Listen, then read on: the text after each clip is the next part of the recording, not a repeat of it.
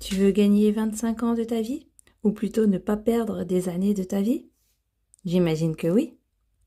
Alors ne fais pas comme moi et ne consulte pas des voyants, des médiums, aller dans les salons de voyance, des salons de soi-disant bien-être, voir des guérisseurs, des soins énergétiques, des chamans et toute la panoplie, avoir des pierres pour la protection.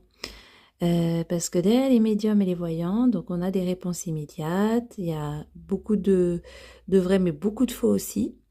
Et donc, ils peuvent même trouver les prénoms des défunts, de nos familles, des anecdotes sur notre famille.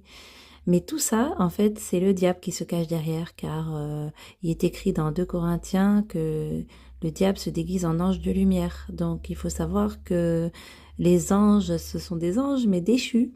Donc, eux, ils connaissent tout sur nous, ils nous voient.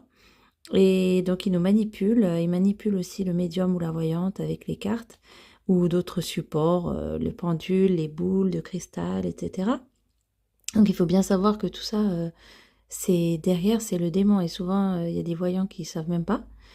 Donc, et puis pareil, pour tout ce qui est fantômes, maisons hantées, ça n'existe pas. J'ai mis aussi des années à comprendre.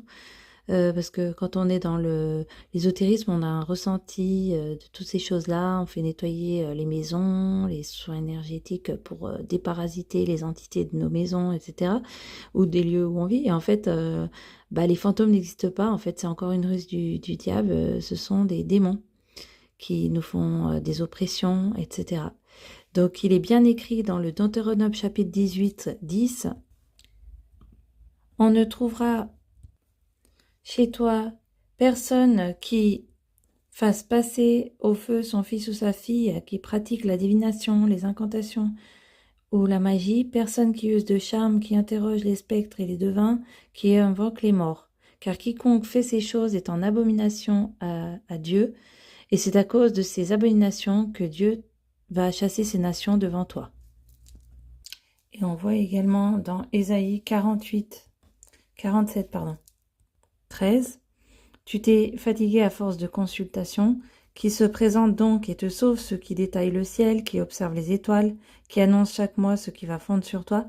Voici qui sont comme fœtus de paille, le feu les brûlera, ils ne sauveront pas leur vie de l'étreinte de la flamme, et ce ne sera pas une braise pour se chauffer, un foyer pour s'y asseoir.